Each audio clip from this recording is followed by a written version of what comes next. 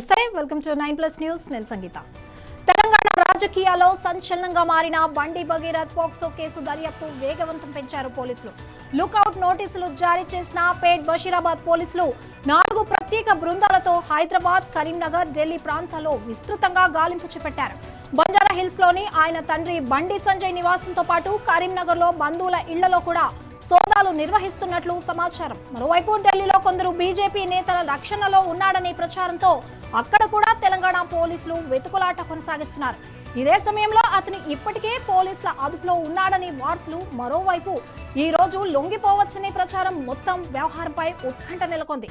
ఇక పూర్తి వివరాలు మా ప్రతినిధి సుధాకర్ అందిస్తారు. సుధాకర్, బండి భగీరథ్ పై ఉన్న అప్డేట్ ఏంటి? థ్యాంక్ యూ సంగీత.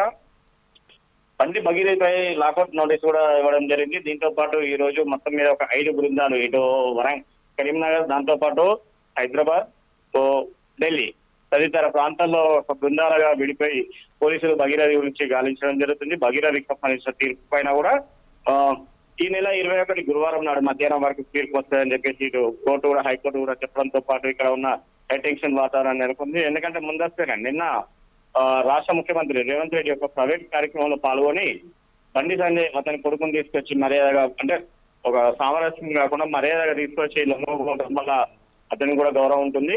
అతని పైన పూర్తి స్థాయిలో విచారించిన తర్వాతనే కోర్టు తీర్పు ఎలా ఇస్తే దాన్ని బట్టి ఉంటాం. ఎవరైనా కోర్టు కూడా చట్టబద్ధమై ఉండాలని చెప్పి చెప్పడం జరిగింది. అయినా కూడా ఇప్పటివరకు కూడా అది ఎలాంటి బండి సంజయ్ కూడా మరో వాదనలో కూడా అతని పేరు వాడినా కూడా వారిపై కంటెంప్ట్ ఆఫ్ కోర్టు చేస్తామని చెప్పి కూడా చెప్పడంతో పాటు ఎక్కడికి కూడా ఇలాంటి సమస్యలు రాకుండా ఉండాలని చెప్పేసి ముందస్తుగానే ఈ రోజు కరీంనగర్ లోనే ఉన్న బండి సంజయ్ ఇంట్లో కరీంనగర్ సంబంధించిన టౌన్ సిఐ వీళ్ళంతా డిఎస్పీ, ఏసీపీ అధికారులు కూడా మొత్తంపై సోదాలు నిర్వహించడం జరుగుతుంది. అదే కాకుండా ఇటు హైదరాబాద్ లోనే ఉన్న బండి సంజయ్ నివాసంలో కూడా అతని కొడుకు పైన సోదాలు నిర్వహించడం జరిగింది. అది కాకుండా అతని మేనమామ పోలీసులు లుకౌట్ నోటీసులు కూడా ఇచ్చారు. సో ఏదైనా ఆధారాలు ఏదైనా సేకరించారా? ఇప్పటివరకు కూడా పోలీసులు కూడా లుకౌట్ నోటీస్ కూడా ఇవ్వడం జరిగింది. దీనిపైన కూడా అతనికి సంబంధించి అతను కూడా ఒక ఈమెయిల్ ఒక లేఖ ద్వారా స్వయంగా రాకుండా పోలీస్ స్టేషన్ కి అయితే ఒక లేఖను ఈమెయిల్ ద్వారా పంపించడం జరిగింది. దీనిపైన కూడా ఇటు పోలీసులు కూడా అట్లా ఇవ్వడంతో కాకుండా, ఎందుకంటే ఎవరైతే ఉన్నారో అతను ముద్దాయినా కూడా వచ్చి నేరుగా వచ్చి ఇవ్వాలి, లేదంటే అతనికి సంబంధించిన అడ్వకేట్ అయినా ఎవరైనా వచ్చి ఒక నోటీసులు మాకు సమర్పించాలని చెప్పడం జరిగింది. కానీ ఇక్కడ ఇది పోలీసులు కానీ ఇటు అడ్వకేట్ మధ్యలో ఈ వాదన నిర్వహించడం జరిగింది. కాకపోతే ఏంటంటే దీనికి సంబంధించి ఒక మెయిల్ ఐడి కూడా ఈమెయిల్ ద్వారా పంపించడం జరిగింది. అది కూడా నిన్ననే 15వ తారీఖు నాడే వచ్చి హాజరవుతున్నారు. కానీ 15వ తారీఖు అతనికి మధ్యాహ్నం కోర్టులో పేషీ నడుస్తున్న కోర్టులో వాదన వినిపించిన తర్వాత కూడా వీరు వస్తానని చెప్పి చెప్పడం జరిగింది. కానీ కోర్టు నుంచి 21వ తారీఖు వరకు దీనికి వాయిదా వేయడంతో పాటు, ఎందుకంటే 21వ తారీఖు వరకు వాయిదా వేయడం వల్ల అతనికి మధ్యంతర బెయిల్ కూడా ఇవ్వాలని చెప్పి అడగడంతో పాటు ఇటు మధ్యంతర బెయిల్ ఇవ్వాలని చెప్పేసి కోర్టు కూడా తేల్చి చెప్పింది. ఎందుకంటే పోస్కో చట్టానికి సంబంధించిన దాంట్లో ఎవరైనా కూడా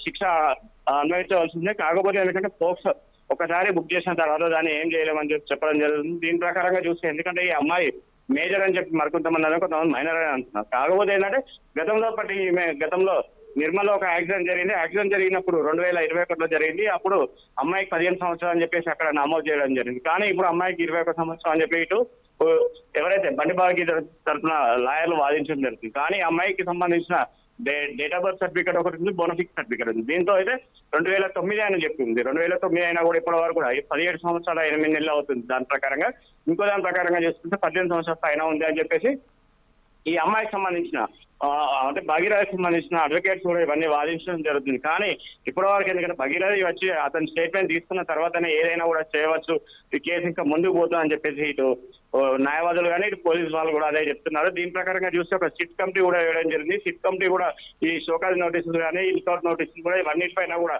అందరికీ సమాచారం ఇవ్వాలని చెప్పేసి ముందస్తు చెప్పడంతో పాటు ఇతనికి కావాల్సిన దాంట్లో కూడా ఈ రోజు కూడా ఇప్పటి వరకు కూడా బండి భగీరథ కూడా లొంగిపోతున్నాడు పోలీసులు ఎదుట అని చెప్పేసి కూడా ఒక వార్తలు కూడా వినబడుతున్నాయి. కానీ అతను లొంగిపోతాడా పోడా అని చెప్పి వేచి చూడాల్సిన పరిస్థితి ఉంది సంగీత.